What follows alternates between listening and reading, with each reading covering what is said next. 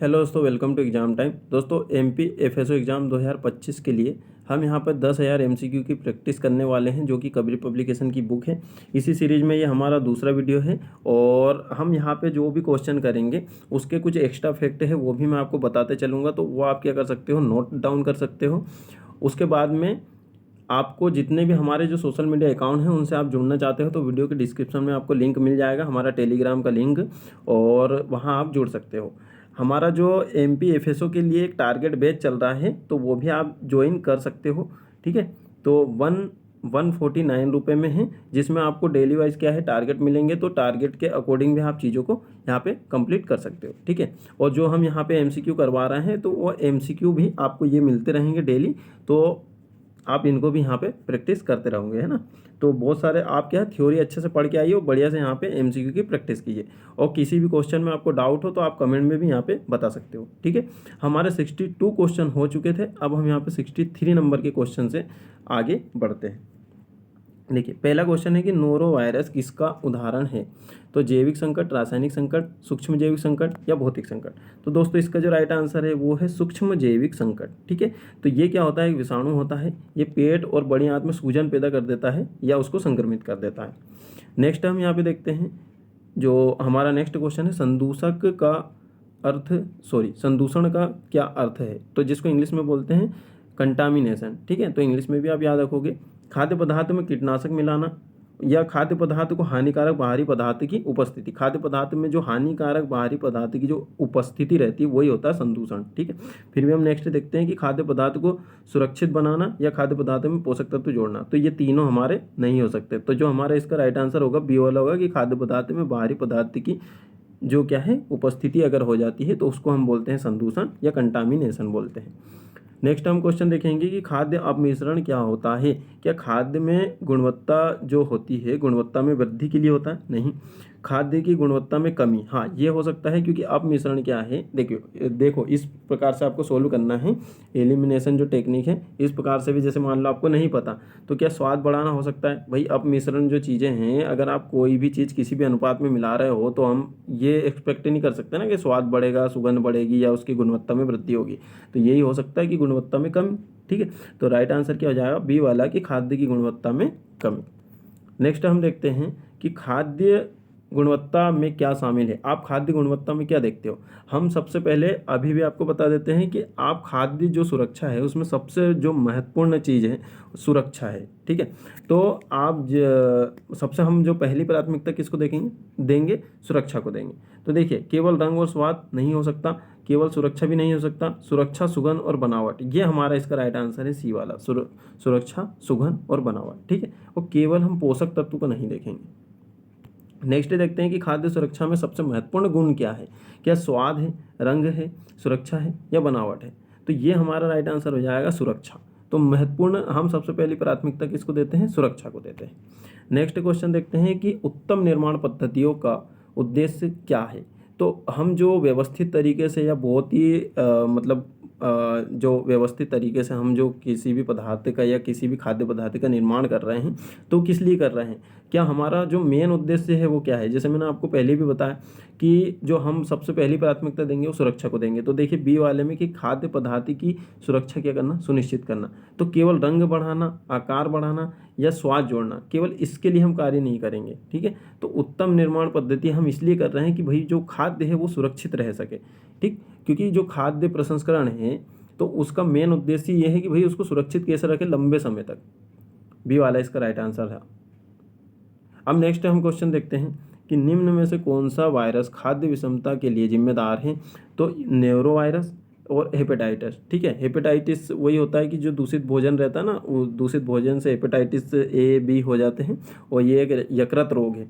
तो इसका जो राइट आंसर हो जाएगा दोनों, कि भाई वायरस जो खाद्य विषमता के लिए जिम्मेदार है दोनों है, क्योंकि नोरो वायरस तो अभी हमने फर्स्ट में ही देखा। ठीक है, सूक्ष्म जैविक संकट इससे उत्पन्न हो जाता है। नेक्स्ट क्वेश्चन है कि एक एडिटिव जिसका उपयोग स्टेबलाइजर के रूप में और प्रसंस्कृत खाद्य पदार्थों में मजबूती जोड़ने के लिए किया जाता है। देखिए आप यहाँ पे थोड़ा सा शब्द पे गौर करोगे, मजबूती जोड़ने पर। तो देखिए बेंजोइक अम्ल है जो अमोनियम सल्फेट भी नहीं हो सकता। तो इसका जो राइट आंसर है हमारा ये है सी वाला, कैल्शियम सल्फेट। ठीक है, कैल्शियम जो सल्फेट है इसको पीओपी भी बोलते हैं, प्लास्टर ऑफ पेरिस भी बोलते हैं, ये आपको याद रखना है। नेक्स्ट हम यहाँ पे क्वेश्चन देखेंगे कि निम्न में से कौन से रेडियोधर्मी समस्थानिक का उपयोग खाद्य संरक्षण में किया जाता है? स्टोयम 90 और कार्माइन या आयोडीन 123 या कोबाल्ट 60। ठीक है, तो इसका जो हमारा राइट आंसर है ये है कोबाल्ट 60। तो कोबाल्ट 60 क्या होता है? इसका जो उपयोग है ये कैंसर के उपचार में किया जाता है। ये गामा किरणों को क्या करता है? उत्सर्जित करता है, और इससे जो खाद्य विकिरण होती है, और जो खाद्य विकिरण निकलती है वो क्या करती है? जो कीट रहते हैं उसको नष्ट कर देते हैं। इस कारण हम इसका भी यहाँ पे उपयोग करते हैं खाद्य संरक्षण में। अब देखिए, अब हमारा जो नेक्स्ट क्वेश्चन है वो है 72 कि खाद्य संरक्षण के लिए जो स्वच्छ उपाय है वो कौन सा है? बायोडिग्रेडेबल कूड़ेदान, या खाद्य स्वच्छता, या जैविक कूड़ेदान, या अकार्बनिक कूड़ेदान। तो इसका जो हमारा राइट आंसर है खाद्य स्वच्छता। ठीक है, तो वैसे ही यहाँ पे समझ में आ रहा है खाद्य संरक्षण के लिए स्वच्छ उपाय कौन सा होना चाहिए। कूड़ेदान तीनों में लिखा है, और यहाँ लिखा है स्वच्छता, तो भाई स्वच्छता इसका राइट आंसर हो जाएगा। अब हमारा जो नेक्स्ट क्वेश्चन है कि रासायनिक खतरा का जो तात्पर्य है वो क्या है? तो रासायनिक जो खतरा है वो कैसे उत्पन्न होता है, क्या है ये चीज़? ठीक है, तो देखिए कि उन रासायनिक पदार्थ से, मतलब जो रासायनिक खतरा है उसका तात्पर्य उन रासायनिक पदार्थ से है जो खाद्य पदार्थों में आने अनजाने मिला दिए जाते हैं। ठीक है, जाने अनजाने में मिला देते हैं। ये हमारा है कि नेक्स्ट हम देखते हैं कि जो प्राकृतिक रूप से खाद्य पदार्थ में नहीं पाया जाता है। ठीक है, जो प्राकृतिक रूप से खाद्य पदार्थ में नहीं पाया जाता है, तो क्या वो रासायनिक खतरा है? तो यहाँ पे रासायनिक खतरे की बात हो रही है कि प्राकृतिक और रासायनिक चीज़ों को यहाँ पे एक्सप्लेन करने की बात नहीं हो रही। जो खाद्य पदार्थों में पहले से उपस्थित होते हैं, तो पहले से उपस्थित होते हैं वो तो क्या होते हैं? प्राकृतिक होते हैं। और उसके बाद में देखिए ये जो रासायनिक खतरा है तो ये किस तरीके से उत्पन्न होता है कि भाई वहाँ वो रासायनिक पदार्थ है जो खाद्य पदार्थों में जाने अनजाने में क्या करते हैं? मिला देते हैं। तो ये हमारा पहला वाला राइट आंसर हो जाएगा। ठीक है, नेक्स्ट हम देखते हैं कि खाद्य पदार्थों में ऐसे सूक्ष्म जीवों की उपस्थिति से विभिन्न प्रकार के रोग उत्पन्न होते हैं। तो भाई कौन से ऐसे सूक्ष्म जीव हैं जिनसे विभिन्न प्रकार के हमारे जो रोग हैं वो उत्पन्न हो जाते हैं? तो ये होता है कि खाद्य जनित रोगाणु, या खाद्य जनित विषाणु, या खाद्य जनित कीट, या इनमें से कोई नहीं। तो हमारा राइट आंसर हो जाएगा कि खाद्य जनित रोगाणु। ठीक है, खाद्य जनित जो रोगाणु होते हैं वो क्या करते हैं? सूक्ष्म जीव की उपस्थिति से विभिन्न प्रकार के रोग क्या करते हैं? उत्पन्न कर देते हैं। नेक्स्ट हम देखते हैं कि खाद्य संरक्षण से होने वाला जो लाभ है वो क्या है? खाद्य संरक्षण से क्या लाभ होता है? तो खाद्य संरक्षण से क्या भोज्य पदार्थ सदैव उपलब्ध रहते हैं? बिल्कुल। आयात निर्यात सरल हो जाता है, और अभावग्रस्त क्षेत्र में इसकी जो सरल क्या है? आपूर्ति हो जाती है। तो इसका जो राइट आंसर होगा उपरोक्त सभी। नेक्स्ट हम देखते हैं कि अचार, मुरब्बे, जैम व शरबत आदि में आहार संरक्षण के लिए किस विधि का उपयोग किया जाता है? तो इसमें किस विधि का उपयोग किया जाता है? तो इसमें क्या नाप द्वारा आहार संरक्षण किया जाता है? अचार, देखिए अचार को आप दिमाग में यहाँ पे रखिए। प्रशीतन, या क्या इसको जैसे प्रशीतन यानी जो फ्रीज है उसमें रख के ठंडा किया जाता है क्या? है ना, तो इस प्रकार से इसको रखा जाता है क्या? नहीं, है ना, अचार इस प्रकार से नहीं रखा जाता है। उसके बाद में निर्जलीकरण, भाई इसमें निर्जलीकरण की प्रक्रिया नहीं होती है। निर्जलीकरण की प्रक्रिया में क्या होता है कि पानी को बाहर निकाल दिया जाता है। ठीक है, तो इसमें पानी जैसा तो कुछ है ही नहीं। तो रासायनिक पदार्थों द्वारा आहार का क्या किया जाता है? संरक्षण किया जाता है। तो यही हमारा इसका राइट आंसर हो जाएगा डी वाला। नेक्स्ट हम देखते हैं कि जो सुखाकर खाद्य पदार्थों को संरक्षित करने की विधि को क्या कहते हैं? ठीक है, सुखाकर अगर आप खाद्य पदार्थों को संरक्षित कर रहे हो तो क्या कहेंगे? जैसे कि आप यहाँ पे देखो, प्रशीतन में तो क्या होता है? ठंडा होता है। उसके बाद में जो खमीकरण होता है इसमें तो जो अपना जो किण्वन की प्रक्रिया होती है वो यहाँ पे होती है। तो ये दोनों यहाँ पे नहीं हो सकते, और इनमें से कोई नहीं वाला तो होता ही नहीं है कभी भी। ठीक है, 99% चांस ये रहता है कि इनमें से कोई नहीं वाला ऑप्शन नहीं रहता है। 1% चांस में ये हो भी सकता है। तो इसका जो हमारा राइट आंसर हो जाएगा बी वाला हो जाएगा, निर्जलीकरण। जैसे यहाँ बोल रहा है सुखाने की बात हो रही है, और निर्जलीकरण में क्या होता है कि पानी को हम हटा देते हैं। नेक्स्ट हमारा क्वेश्चन है कि खाद्य सामग्री नष्ट या विकृत हो जाती है, किस कारण से ये हो जाती है? तो आंतरिक व बाह्य कारक, क्या कोई आंतरिक कारक भी हो सकता है या बाह्य कारक भी हो सकता है? तो बिल्कुल यहाँ पे दोनों हो सकते हैं। बी वाले में देखिए जैसे दिया है मात्र बाहरी कारक नहीं हो सकता, केवल आंतरिक कारक नहीं हो सकता, तो यहाँ पे दोनों ही कारक हो सकते हैं, आंतरिक और बाहरी। नेक्स्ट हम यहाँ पे क्वेश्चन देखेंगे, अनाज एवं दालों को नष्ट होने से बचाने के लिए क्या करोगे आप? क्या उसको गर्म करके, अनाज और दालों को आप गर्म करके उसको नष्ट होने से बचाओगे? नहीं, वही पे तो वो तो और ज़्यादा खराब हो जाएगी। ठीक है, देखिए क्या उसको बंद डिब्बों में रख सकते हो? हाँ, बंद डिब्बे में रखा जा सकता है। और खाद्य सामग्री को नष्ट करने वाले बाहरी कारकों को नियंत्रित करके, तो जो भी बाहरी कारक है, जैसे नमी पड़ जाती है ना, जैसे आपने किसी चीज़ में आपकी जो दाल है उसको रखा तो कोई नमी वगैरह लग गई, तो बाहरी कारक को हम क्या कर देंगे, नष्ट कर देंगे या उसको नियंत्रित करेंगे, तब जाके वो हमारा सुरक्षित रह सकता है। केवल डिब्बे में बंद करने से वो सुरक्षित नहीं रह सकता। कीटनाशक दवाई मिलाने से भी यहाँ पे काम नहीं होता। ठीक है, तो हम क्या करेंगे, नष्ट करने वाले जो बाहरी कारक है उसको नियंत्रित कर सकते हैं। नेक्स्ट देखेंगे कि निम्न में से कौन खाद्य संरक्षण की जो भौतिक विधि है, तो खाद्य संरक्षण की जो भौतिक विधि है वो कौन सी है? तो निर्जलीकरण, गहरी हिमीकरण, पाश्चुरीकरण या खमीरीकरण। देखो खमीरीकरण वही अपने किण्वन जैसी प्रक्रिया होती है, और गहरी हिमीकरण, देखो हिमीकरण लिखा रहता तो बात रहती, पर गहरी हिमीकरण लिखा तो ये भी हमारा नहीं होगा। पाश्चुराइजेशन भी बाद में आया। तो निर्जलीकरण जैसे जो सुखाने की जो प्रक्रिया है ये हमारे यहाँ प्राचीन समय से और भौतिक विधि है ये। ठीक है, तो भौतिक तरीके से यहाँ पे कार्य किया जाता है, कोई यहाँ पे केमिकल वगैरह का यूज़ करने की आपको कोई भी आवश्यकता नहीं है। नेक्स्ट हम यहाँ पे क्वेश्चन देखेंगे कि जो खाद्य पदार्थ के परिरक्षण के अंतर्गत क्या आता है? तो जो पदार्थ हैं उसके परिरक्षण यानी कि उसको सुरक्षित रखने के लिए हम क्या करते हैं? तो देखिए जेम जेली बना सकते हैं बिल्कुल, और उसके बाद में मुरब्बा व अचार बना के भी हम उसको परिरक्षण कर सकते हैं, उसको सुरक्षित रख सकते हैं। स्क्वैश एवं शरबत बनाकर भी, तो इसका हमारा राइट आंसर हो जाएगा उपरोक्त सभी। नेक्स्ट देखते हैं कि खाद्य संरक्षण का कौन सा तरीका नहीं है? तो प्रशीतन भी हमने पढ़ा है कि भाई प्रशीतन भी है, और जो खमीरीकरण है ये भी है, निर्जलीकरण भी है, पर ऑक्सीकरण यहाँ पे नहीं है। ऑक्सीकरण नहीं हो सकता। जैसे हमने देखा ना, खाद्य पदार्थ को आप जब भी पैकेट वगैरह में इन चीज़ों में जब बंद करते हो तो उसमें ऑक्सीजन नहीं होना चाहिए। ऑक्सीजन को हम क्या करते हैं, जब पैकेट में भोजन को बंद करते हैं तो ऑक्सीजन बाहर निकाल दी जाती है। क्यों? क्योंकि उसकी वजह से जो खाद्य पदार्थ है वो क्या खराब हो जाता है। ठीक है, तो हमेशा ध्यान रखोगे। हाँ, कार्बन डाइऑक्साइड वो सुरक्षित रख सकती है पर ऑक्सीजन वहाँ पे नहीं रख सकती। ठीक है, तो ऑक्सीजन को बाहर निकाल दिया जाता है, इसी को बोलते हैं ऑक्सीकरण की प्रक्रिया। रेफ्रिजरेटर में क्या होता है? भाई रेफ्रिजरेटर वही अपन इसको क्या समझते हैं, फ्रीज समझते हैं। तो फ्रीज में क्या होता है, प्रशीतन होता है, तो इसका हमारा ए वाला इसका राइट आंसर हो जाएगा। निर्जलीकरण मतलब सुखाना नहीं हो सकता, किण्वन भी यहाँ पे नहीं हो सकता, इनमें से कोई नहीं हो सकता, तो हमारा ए वाला इसका राइट आंसर हो जाएगा। देखिए रेफ्रिजरेटर में शुक्राणु की जो वृद्धि है 40 फेरेड से नीचे क्या होगी? मतलब शुक्राणु की जो वृद्धि है वो 40 डिग्री फेरेड से अगर नीचे आता है तो क्या होगा? क्या बढ़ जाएगी, घट जाती है, या अपरिवर्तित रहती है? देखिए अपरिवर्तित तो नहीं रह सकती भाई, कुछ ना कुछ तो यहाँ पे रिएक्शन होगी। तो ये हमारा जो इसका राइट आंसर है वो है घट जाती है। ठीक है, शुक्राणु की जो वृद्धि है वो क्या होती है, घट जाती है।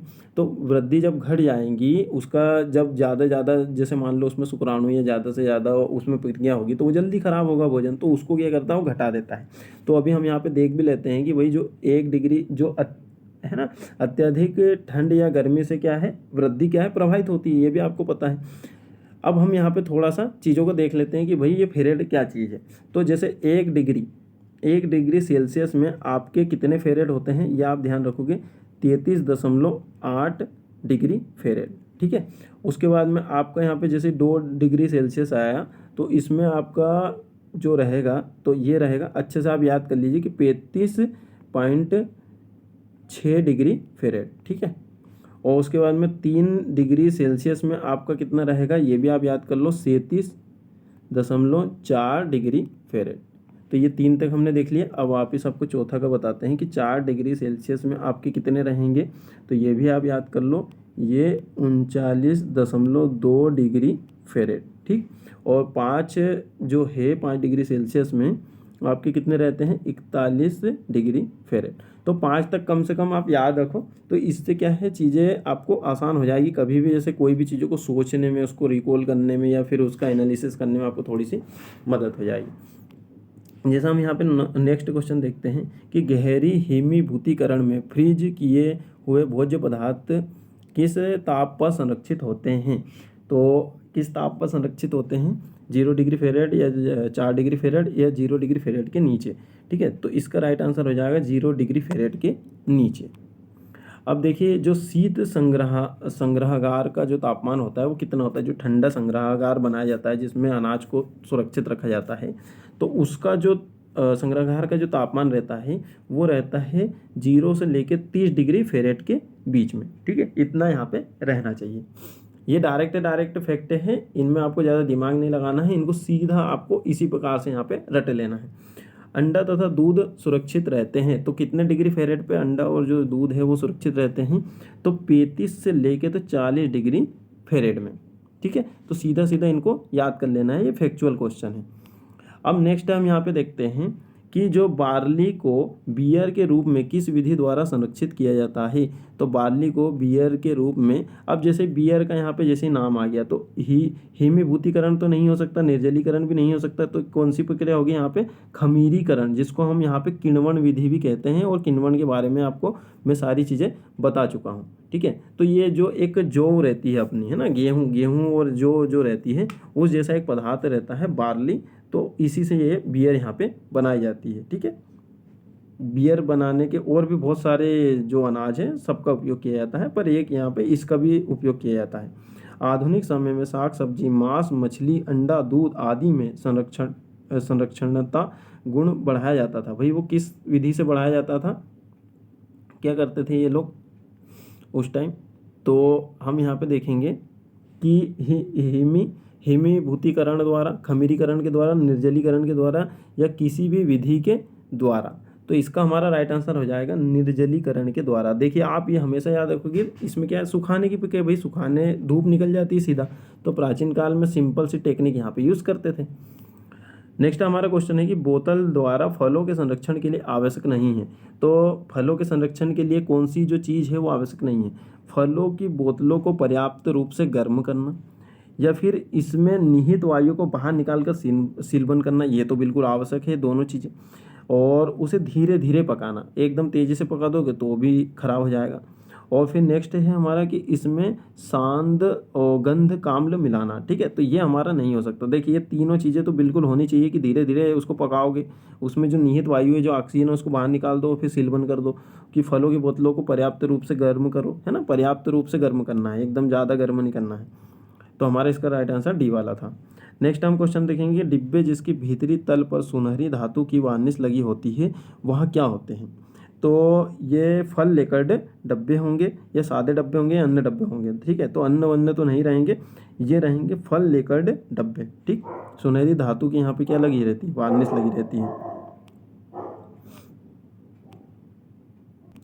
अब नेक्स्ट हमारा क्वेश्चन है कि सामान्यतः फलों की डिब्बाबंदी की जाती है, तो वो जो डिब्बाबंदी की जाती है वो क्यों की जाती है। तो नेक्स्ट ये हमारा देखेंगे हम। देखिए, शक्कर के शरबत में, नमक के घोल में, अम्ल में, या किसी में भी नहीं। ठीक है, तो इसका जो हमारा है आंसर वो है कि शक्कर के शरबत में, शक्कर के शरबत में क्या की जाती है, डिब्बाबंदी की जाती है। नमक वगैरह इसमें नहीं मिलाया जाता है। आप भी यहाँ पे थोड़ा सा यहाँ पे लॉजिक लगा सकते हो कि भाई फल की बात हो रही है, तो नमक वगैरह, ये नमक के घोल वगैरह, अम्ल वगैरह, ये किस में मिलाते हैं, ये हम उसमें मिलाते हैं अचार, मुरब्बा। ठीक है, तो शक्कर के शरबत में। नेक्स्ट क्वेश्चन है कि सील करने के बाद विसंक्रमण प्रक्रिया को समाप्त करने के लिए डिब्बों को डाल दिया जाता है, तो उसमें विसंक्रमण की प्रक्रिया ना हो इसलिए डिब्बों को कहाँ आप डाल दोगे, ठंडे जल में, गर्म जल में, या अम्ल में। तो इसको कहाँ डाल देंगे हम, थोड़े से गर्म जल में डाल देंगे। ठीक है, अब देखिए, चेरी तथा नाशपाती के डिब्बों को उबलते जल में रखे जाने के लिए अतिरिक्त समय कितना होता है। तो ये डायरेक्ट फैक्चुअल क्वेश्चन है, आप इसका डायरेक्ट याद रखोगे 20 से 18 मिनट के अंतर्गत। ठीक है, अतिरिक्त समय इतना लिया जाता है, 18 से 20 मिनट या 20 से 18 मिनट। नेक्स्ट देखेंगे, खाद्य संरक्षण हेतु क्लीयरेंस बर्ड्स आई 1930 द्वारा शुरू की गई थी। कौन सी प्रक्रिया, क्लीयरेंस बर्ड आई के द्वारा, ये हमने पिछले वाले वीडियो है उसमें भी करा था। तो ये है फ्लैश फ्रीजिंग। ठीक है, तो फ्रीजिंग की जो टेक्निक है ये क्लीयरेंस बर्ड 1930 में इन्होंने शुरू की थी। तो ये आपको याद रखना है। और इसके बारे में कुछ एक्स्ट्रा चीज़ें बता देता हूँ, जैसे इसको क्या बोलते हैं अपन, ब्लास्ट फ्रीजिंग भी इसको कहते हैं। और ये भोजन को क्या करता है, बहुत कम तापमान पर जल्दी से इसको जमा सकता है, बहुत कम ताप पे उसको कर लेते हैं, उसको जल्दी से जमा देते हैं। तो ये होती है फ्लैश फ्रीजिंग, यानी आपने बहुत ही कम समय में उसको फ्रीज कर दिया। खाद्य संरक्षण का जो प्राथमिक उद्देश्य क्या है, जैसे कि मैंने आपको बताया था कि सबसे पहला जो हमारा उद्देश्य होता है वो ये होता है कि हम सबसे पहले तो भाई उसकी सुरक्षा की बात करेंगे, फिर स्वाद, उत्पादन सुधार वगैरह ये सब चीज़ें बाद में देखते हैं। तो इसका हमारा हो जाएगा सी वाला आंसर कि खाद्य पदार्थों की खराब होने की प्रक्रिया को क्या करना है, रोकना। अब नेक्स्ट हमारा जो क्वेश्चन है कि खाद्य जो शब्द है FSSAI 2006 की किस धारा में शामिल किया गया है। तो आप ये इतना सा याद रखोगे, अगर ये पीछे की धारा आपको याद नहीं रह रही तो केवल इतना सा है ना, इसकी जो उप धारा आपको याद नहीं रह रही तो धारा 3। और इसमें मैं आपको और भी शब्द बता देता हूँ। आपसे खाद्य शब्द पूछे, खाद्य हो गया, उसके बाद में खाद्य जो व्यवसाय शब्द पूछे, व्यवसाय शब्द भी याद रखोगे। तीसरा आप संदूषण जो है वो शब्द याद रखोगे, मिलावट शब्द। तो ये जो चारों शब्द याद रखोगे ये भी धारा 3 में ही वर्णित है। नेक्स्ट हम क्वेश्चन देखते हैं।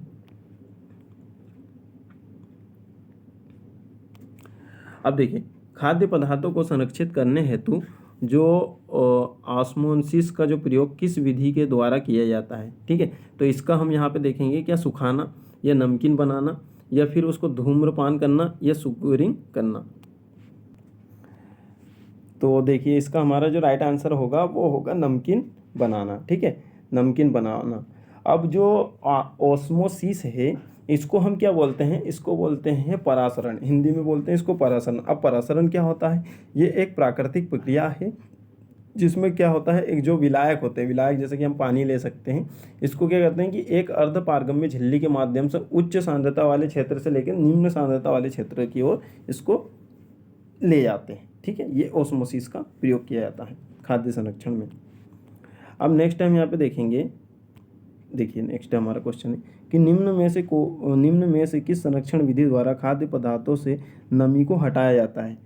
अब नमी को आप किस तरीके से हटाओगे, तो वही सुखाने की प्रक्रिया के द्वारा हटाया जा सकता है। ये तो नॉर्मल, या यहाँ पे इसकी जगह निर्जलीकरण भी लिखा रहता तो वो हमारा आंसर होता। नेक्स्ट टाइम यहाँ पे क्वेश्चन देखेंगे कि टीन के डिब्बे संरक्षण हेतु नवाचार पर पेटेंट किस वैज्ञानिक ने कराया था। वेरी वेरी यहाँ पे मोस्ट इंपोर्टेंट है, ये आपको यहाँ पे जो फैक्ट है ये आपको याद रखना है। तो ये है पीटर डूरट। ठीक है, पीटर डूरट, अच्छे से याद रखोगे। डायरेक्ट यहाँ पे फैक्ट है ये कि टीन के डिब्बे संरक्षण हेतु नवाचार पर पेटेंट किस वैज्ञानिक ने कराया था। तो टीन के डिब्बे पर संरक्षण हेतु कराया था इन्होंने। नेक्स्ट क्वेश्चन है कि निम्न में से कौन सी परीक्षण विधि सुखाने और रोगाणुओं का संयोजन है। तो कौन सी ऐसी परीक्षण विधि है जो सुखाने और जो रोगाणुओं का संयोजन है। तो इसका हमारा देखिए, क्या नमकीन बनाकर या धूम्रपान करके, किण्वन करके या सुगरिंग करके। ठीक है, तो इसका हमारा जो राइट आंसर है वो है बी वाला, धूम्रपान करके। धूम्रपान का मतलब सीधा वो कि जो हमारी लकड़ी होती है, जलती हुई लकड़ी जो रहती है, उसको धुएं के संपर्क में लाते हैं और भोज्य पदार्थों को हम क्या करते हैं, सुरक्षित रखते हैं। ठीक, तो ये आपको याद रखना, परीक्षण भी और रोगाणुओं का संयोजन भी है। अब इसमें कुछ कुछ रोग भी हो जाए और रोग भी उत्पन्न हो सकते हैं। ठीक है, तो ये हमारी प्राचीन विधि है। अब ये दो प्रकार की होती है, जिसको आप कोल्ड स्मोकिंग भी बोल सकते हो और हॉट स्मोकिंग भी यहाँ पे बोल सकते हो। ठीक है, तो दो प्रकार की ये होती है। अब देखिए नेक्स्ट क्वेश्चन है कि निम्न में से कौन सा एक प्राकृतिक रूप से मौजूद विषाक्त पदार्थ नहीं है। एगेरिक एसिड, हाइपेरिसिन और या सेफ्रोन या कार्बोरिल। तो इसका हमारा आंसर है कि जो कार्बोरिल है ये हमारा क्या है, प्राकृतिक रूप से मौजूद विषाक्त पदार्थ नहीं है, क्योंकि ये क्या है, ये एक कीटनाशक है और इसको रासायनिक तरीके से बनाया जाता है। इतना सा आप चीज़ें यहाँ पे याद रखोगे। नेक्स्ट क्वेश्चन है कि बेकरी उत्पाद में मुलायम प्रदान करने वाले जो घटक है वो कौन से हैं। तो वसा एवं तेल, दूध एवं चीनी, लवण एवं यीस्ट या उपरोक्त सभी। तो इसका हमारा राइट आंसर हो जाएगा उपरोक्त सभी। अब देखिए बेकरी उत्पाद क्या होते हैं। बेकरी उत्पाद वो होते हैं कि जो आप जैसे क्या क्या देखोगे, जैसे ब्रेड देखोगे, है ना, ब्रेड हो गया और जितनी भी आटा और इन चीज़ों से चीज़ें बनती है, तो फास्ट फूड को आप बेकरी उत्पाद में ले सकते हो। तो उसको हम वसा तेल के द्वारा भी क्या करते हैं, मुलायम बनाते हैं, दूध व चीनी के द्वारा बनाते हैं, लवण और यीस्ट के द्वारा। ठीक है, तो इसका जो राइट आंसर हो जाएगा उपरोक्त सभी हो जाएगा। नेक्स्ट क्वेश्चन हमारा है कि खाद्य में ऐसा कोई जैविक, रासायनिक या भौतिक कारक या खाद्य की अवस्था जो प्रभावी रूप से स्वास्थ्य पर प्रतिकूल प्रभाव डालता है, उसे आप क्या कहोगे? तो उसे हम क्या कहेंगे, अगर जैसे स्वास्थ्य पर प्रतिकूल प्रभाव डालेंगे, जैविक हो चाहे रासायनिक हो चाहे भौतिक हो, तो वो हमारा हो जाएगा भाई संकट, क्राइसिस हो गया मतलब हमारे साथ में। ठीक है, संकट उत्पन्न हो गया, जैविक भी चीज़ें आ गई, रासायनिक भी आ गया, भौतिक तरीके से भी स्वास्थ्य पर प्रभाव पड़ रहा, तो भाई ये तो संकट ही हो गया ना। नेक्स्ट हमारा जो क्वेश्चन है, सिरके में वैध एसिटिक अम्ल का जो स्तर है वो कितना होता है? 4%, 5%, 6% या 7%? देखिए 7% तो हो नहीं सकता। ठीक है, और उसके बाद में यहाँ पे अपना जो है 6% भी नहीं हो सकता, तो सिरके का आप डायरेक्ट याद रखोगे 4%। ठीक, नेक्स्ट देखते हैं कि ऐसे पदार्थ जो धातुओं के प्रतिकूल प्रभाव का, जिसमें खाद्यों को ऑक्सीकृत विघटन उत्प्रेरित होता है और क्लेड बनाते हैं, तो ये क्या है? ठीक है, ऑप्शन देखते हैं कि निवारण करते हैं, वो क्या कहलाते हैं? तो ये हमारा जो कहलाता है ये प्रच्छादक। ठीक है, प्रच्छादक कहलाता है, ये इसको आप डायरेक्ट यहाँ पे याद रखोगे, प्रच्छादक। नेक्स्ट हमारा जो क्वेश्चन है वो है खाद्य पदार्थों का हल्का उपचार जो रोग जनकों को नष्ट कर देता है और इसकी सेल्फ लाइफ को बढ़ाता है, उसे क्या कहा जाता है? तो सेल्फ लाइफ बढ़ाना भी हो रहा है, उपचार को रोग जनकों जो उपचार करता है तो रोग जनकों को क्या करता है? नष्ट करता है। तो ऐसा कौन सा है हमारा? क्या बेकिंग है, ब्लीचिंग है, या स्टेरिलाइजेशन है, या पाश्चुरीकरण है? ठीक है, तो इसका जो राइट आंसर होगा ये होगा हमारा पाश्चुरीकरण। ठीक, जो कि दूध में होता है, तो उसकी सेल्फ लाइफ हम थोड़ी सी बढ़ा देते हैं, उसमें क्या करते हैं, रोग जनकों को क्या करते हैं? नष्ट कर देते हैं। नेक्स्ट क्वेश्चन है कि जो अभोज्य खाद्य में लसलसाहट किस वजह से उत्पन्न होती है? जो अभोज्य खाद्य रहता है उसमें लसलसाहट किस वजह से उत्पन्न होती है? तो नाइट्रोजन घटकों के विकास में, या सूक्ष्म जीवों की कोशिकाओं के संचय में, या क्लोरोफिल के विघटन में, या एमाइड के विकास में? ठीक है, तो इसका राइट आंसर है सूक्ष्म जीवों की कोशिकाओं के संचय में क्या होता है हमारा, कि अभोज्य खाद्य में क्या आ जाती है? लसलसाहट आ जाती है। नेक्स्ट देखोगे कि निम्नलिखित में से कौन सा मछली और मत्स्य उत्पादों में उपयोग किए जाने वाला प्रमुख कीटनाशक है? तो जो मत्स्य है या मछली उत्पादन में कौन से कीटनाशक का उपयोग किया जाता है? तो इसको आप डायरेक्ट यहाँ पे याद रखोगे, ये होता है कार्बोरिल। ठीक है, कार्बोरिल होता है, जिसको अभी हमने देखा था कि जो ये क्या है, एक प्रकार का कीटनाशक है, और ये क्या है, रासायनिक कीटनाशक है। ठीक है, प्राकृतिक रूप से ये नहीं मिलता है। नेक्स्ट हमारा क्वेश्चन है कि साल्मोनेला बैक्टीरिया अधिकांशतः कुक्कुट के किस तंत्र में पाया जाता है ना? कुक्कुट के किस तंत्र में पाया जाता है? तो इसका जो है क्या रक्त संचार तंत्र में पाया जाता है, कि श्वसन तंत्र में पाया जाता है, कि पाचन तंत्र में, कि जनन तंत्र में? तो आप अच्छे से यहाँ पे याद रखोगे, इसका जो राइट आंसर है ये पाचन तंत्र में पाया जाता है, साल्मोनेला बैक्टीरिया। ठीक है, और ये क्या होता है, ये एक गतिशील अंतर बीजाणु न बनाने वाला और घड़ी आकृति का एंटोरियो बैक्टीरिया है। अच्छे से यहाँ पे याद रखोगे साल्मोनेला बैक्टीरिया को। नेक्स्ट है कि अनार के जूस को संरक्षित करने हेतु पोटेशियम मेटाबाइसल्फाइड का उपयोग नहीं करते हैं। अनार के जूस को संरक्षित करने के लिए पोटेशियम मेटाबाइसल्फाइड का उपयोग क्यों नहीं करते हैं? इसकी विशेष महक के कारण, या विरंजक प्रवृत्ति के कारण, या फिर उत्पाद का संघनीकरण के कारण, या उत्पाद का वजन घटाने के कारण? तो इसका जो हमारा जो उचित जो आंसर है वो है कि विरंजन प्रवृत्ति के कारण। क्यों? क्योंकि जो पोटेशियम मेटाबाइसल्फेट होता है ये क्या करता है कि जो रंगीन पदार्थ है उसका रंग क्या करता है कि थोड़ा सा हल्का कर देता है। ठीक है, तो इस कारण इसका यहाँ पे उपयोग नहीं किया जाता है। नेक्स्ट क्वेश्चन हम देखेंगे कि निम्नलिखित में से किस खाद्य पदार्थ में मोनोसोडियम ग्लूटामेट के उपयोग की अनुमति नहीं है? तो कौन से पदार्थ में नहीं है? दूध और उसके उत्पाद में, अनाज एवं दालों के आटे और स्टार्च में, शिशु आहार में, या फिर उपरोक्त सभी में? ठीक है, तो इसका जो हमारा आंसर आएगा वो है उपरोक्त सभी, ये वाला डी वाला आंसर हो जाएगा। क्यों? क्योंकि देखिए जो मोनोसोडियम जो ग्लूटामेट होता है, इसको हम, इसका जो शॉर्टकट नाम है इसको MSG जी भी बोल सकते हो, इसको MSG भी बोलते हैं। और आपने जैसे हिंदी में इसका नाम सुना होगा तो अजीनोमोटो बोलते हैं इसको। क्या बोलते हैं? अजीनोमोटो। ये क्या है, ये इसलिए प्रयोग किया जाता है भोज्य पदार्थों में कि हम उसका क्या कहते हैं, स्वाद बढ़ाते हैं, पर इसके कुछ नुकसान भी है, जैसे सिर दर्द होना, सीने में दर्द होना, मांसपेशी में दर्द होना, तो इस प्रकार की चीज़ें होती हैं। तो इसी कारण क्या है, जैसे दूध होते हैं वो बच्चों को भी पिलाते हैं ना, तो उनको ये चीज़ें यहाँ पे ज़्यादा सहन नहीं हो सकती। तो जितने भी बच्चे से रिलेटेड जो भी चीज़ें रहती हैं तो उसमें MSG यानी मोनोसोडियम ग्लूटामेट का प्रयोग नहीं किया जाता। तो उपरोक्त हमारा सभी इसका सही आंसर हो जाता है। अब यहाँ पे हम नेक्स्ट क्वेश्चन देखते हैं। देखिए नेक्स्ट हम यहाँ पे क्वेश्चन देखेंगे, ऐसा खाद्य पदार्थ जो कृषि या बागवानी या पशुपालन और डेयरी या जलीय कृषि का जो है कृषि का उत्पाद जो किसान या मछुआरों के अलावा किसी अन्य व्यक्ति के हाथों से उगाए जाने या खड़े किए जाने, जुताई, चुनने, कटाई, संग्रहण या बीनने के परिणाम स्वरूप उत्पादित होता है। तो भाई इसका जो सीधा सीधा जो हमारा आंसर बन रहा है वो होता है जिसको हम बोलते हैं प्राथमिक खाद्य। क्योंकि यहाँ पे जो प्रक्रिया हो रही है, ये जैसे कटाई करना, ये करना, ये हमारे प्राथमिक खाद्य पदार्थ होते हैं। जैसे हम साबुत अनाज वगैरह ये खाते हैं, गेहूँ डायरेक्ट खा सकते हैं, चने वगैरह उगते हैं तो उसको हम सीधे यहाँ पे खा सकते हैं, तो प्राथमिक खाद्य यहाँ पे कहा जाता है। ठीक है, तो कच्चा खाद्य नहीं होगा, और कच्चा खाद्य नहीं होगा, अनसंसाधित खाद्य भी नहीं होगा, द्वितीयक खाद्य तो हो ही नहीं सकता। ठीक है, देखिए इसका हमारा जो राइट आंसर है वो ए वाला है। ठीक, अच्छे से आप याद रखोगे। नेक्स्ट हमारा जो क्वेश्चन है कि मांस का लाल रंग किसकी उपस्थिति के कारण होता है? हीमोग्लोबिन के कारण, ग्लोबुलिन के कारण, या मायोग्लोबिन के कारण? तो मांस का जो लाल रंग होता है वो होता है मायोग्लोबिन के कारण। नेक्स्ट हम क्वेश्चन यहाँ पे देखते हैं 115 कि खाद्य पैकेट के ऊपर अंकित लाल गोला, जो लाल गोला क्या दर्शाता है? भाई लाल गोला जो है वो क्या दर्शाता है? कि मसालेदार खाद्य पदार्थ, या मांसाहारी उत्पाद, या ट्रांसफैट की उपस्थिति, उत्पाद की सुरक्षा व गुणवत्ता? तो हमारा इसका जो सही आंसर है वो है मांसाहारी उत्पाद, क्योंकि वो मांसाहारी उत्पाद है, इसी कारण लाल गोले वहाँ पे दर्शाया जाता है, लाल गोले को। तो अब आपसे ये क्वेश्चन है कि भाई जो खाद्य पैकेट है उस पर जो हरा गोला रहता है तो वो किसको दर्शाता है? ठीक है, आप यहाँ पे कमेंट में बताओगे। देखिए आटे में पोटेशियम ब्रोमेट को प्रयुक्त किया जाता है। तो आटे में जो पोटेशियम ब्रोमेट है इसको प्रयुक्त क्यों किया जाता है?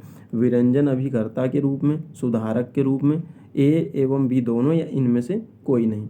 तो इसका जो हमारा आंसर है वो है कि सुधारक के रूप में इसका प्रयोग यहाँ पे किया जाता है पोटेशियम ब्रोमेट का।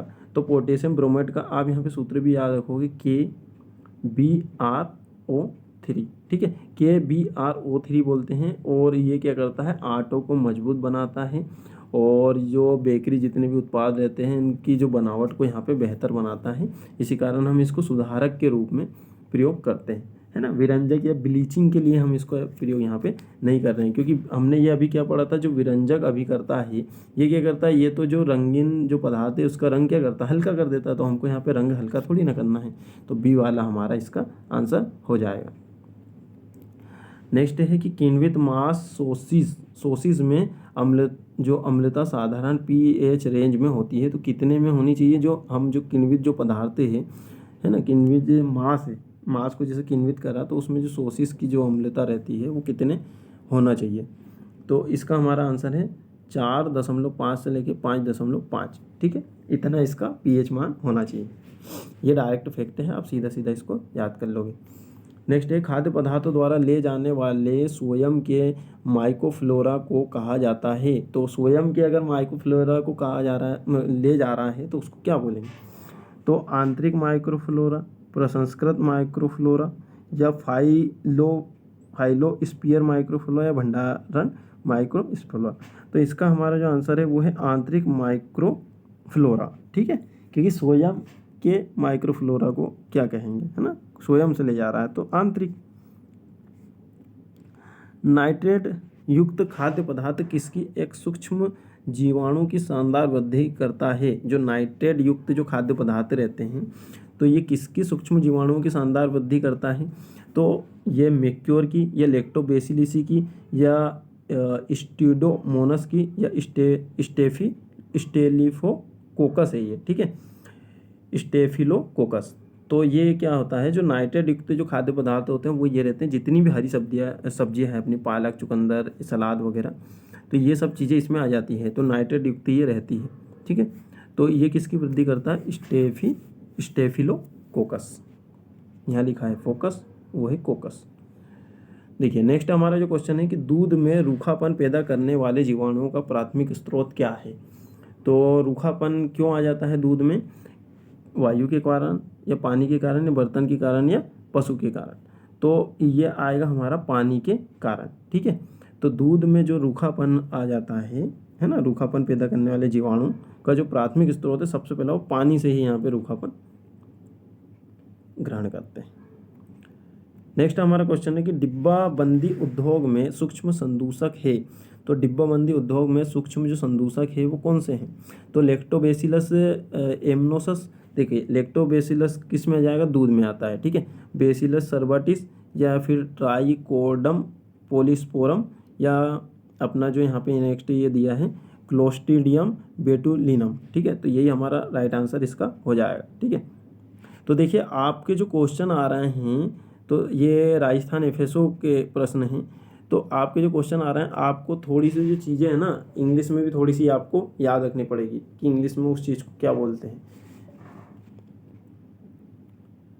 नेक्स्ट है कि ए लिस्ट का प्रयोग के रूप में किसके रूप में प्रयोग किया जाता है, ठीक है। ए लिस्ट का जो प्रयोग है किसके रूप में किया जाता है, वाइन उत्पादन के लिए शीर्ष किण्वन खमीर, या बियर उत्पादन के लिए शीर्ष किण्वन खमीर, या वाइन उत्पादन के लिए नीचे किण्वन खमीर, या बियर उत्पादन के लिए नीचे किण्वन खमीर, ठीक। तो ये आएगा बियर उत्पादन के लिए ये लिस्ट का प्रयोग किया जाता है, ठीक। ये लिस्ट क्या है, ये कवक है, और इसका अन्य जो नाम है जो ब्रूअर्स यीस्ट भी आप इसको बोल सकते हो, सेरेविया भी बोल सकते हो, ठीक है। सेक्रोमाइसिस सेरेविया ये भी बोलते हैं। ये लिस्ट का प्रयोग बियर के उत्पादन में इसका प्रयोग किया जाता है, यह आप याद रखोगे, ठीक है। यह लिस्ट का प्रयोग।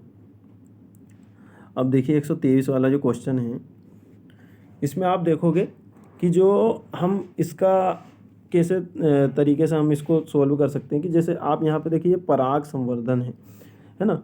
तो इसमें क्या होते हैं कि जो अगुणित जो पौधे होते हैं वो उनमें पराग संवर्धन होता है। क्रायो प्रिजर्वेशन भी आप यहाँ पे देख सकते हो। जैसे आपने क्रायो इंजन सुना होगा कि जिसमें हम क्या करते हैं, जैसे रॉकेट वॉकेट में आपने सुना होगा कि सबसे जो निम्न जो ताप रहता है, मतलब कि 273 डिग्री सेल्सियस, जहाँ तक मैं याद कर पा रहा हूँ, तो उसमें अपन क्या करते हैं कि वहाँ पे जो ईंधन है उसको वो रॉकेट में भर देते हैं ना, बहुत ही कम तापमान पे वो रहता है। तो जैसे इसको तरल नाइट्रेट से यहाँ पे लिंक कर सकते हैं बी वाले को, ठीक है। तो इसी प्रकार से अगर तीसरे का ए है, 3 का ए है, तो 3 का ए किस में आ रहा है, 3 वाले में एक, ये देखें यहाँ पे ये फर्स्ट वाला आ रहा है ना, तो ये इसमें एक ही में मिल रहा है, यानी कि पहला वाला इसका आंसर हो जाएगा ये वाला, ठीक। तो ए का क्या आ जाएगा, 3 आ जाएगा। तो यानी कि मेरिस्टेम संवर्धन जो है ये विषाक्त मुक्त पौधे हैं, और उसके बाद में टोटिपोटेसी क्या है, ये क्या है, हेबरलैंड्स है, ठीक। तो ये हमारा ए वाला इसका आंसर हो जाएगा। निम्नलिखित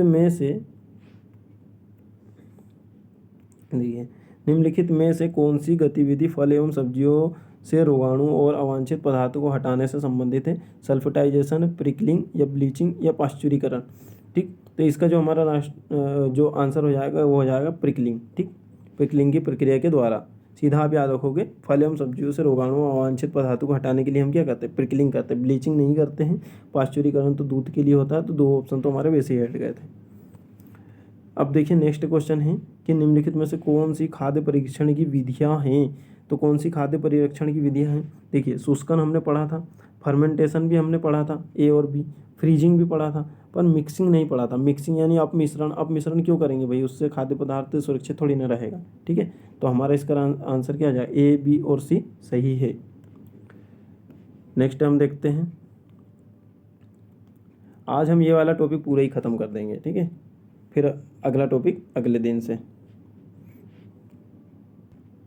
देखिए हमारा जो अब नेक्स्ट प्रश्न है वो है कि शक्कर द्वारा खाद्य पदार्थ किस कारण सुरक्षित रहते हैं।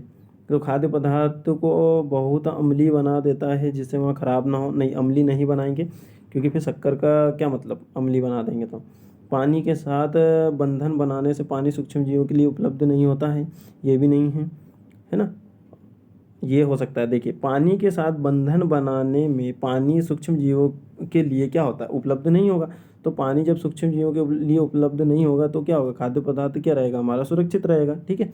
और प्रभावी रूप से सूक्ष्म जीवों को समाप्त करना, सूक्ष्म जीवों को आप समाप्त नहीं कर सकते हैं, हाँ, कि उनकी वृद्धि में, उनको वृद्धि को धीमा कर सकते हो बस। उसके बाद में पौधे से प्राप्त खाद्य में कोशिका भित्ति को घोल देते हैं, तो ये भी नहीं होगा, है ना। तो ये होगा पानी के साथ बी वाला। नेक्स्ट आप देखोगे कि खाद्य पदार्थों को कुछ महीने से वर्ष तक किस तापमान पर भंडारित किया जा सकता है। तो कुछ महीने से लेकर 1 वर्ष तक आप खाद्य पदार्थों को कितने डिग्री सेल्सियस पर रखो कि वो सुरक्षित रहेगा उसको भंडारित करने के लिए। ठीक। तो कमरे के तापमान पर रखेंगे तो भैया फिर तो वो तो ख़राब हो जाता है, क्योंकि वैसे ही रहता है वो तो कमरे के तापमान पर। 4 डिग्री सेल्सियस पर या 0 डिग्री सेल्सियस पर या फिर -20 डिग्री सेल्सियस के नीचे।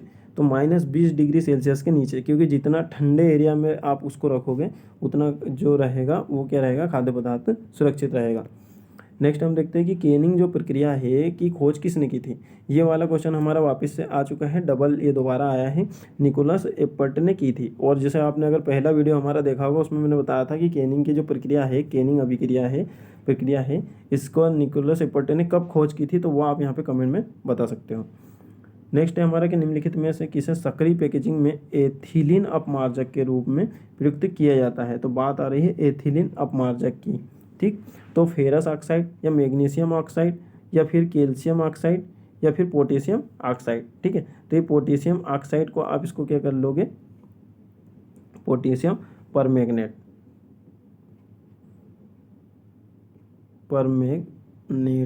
ठीक है, पोटेशियम ऑक्साइड नहीं रहेगा, पोटेशियम परमैंगनेट इसका आंसर रहेगा।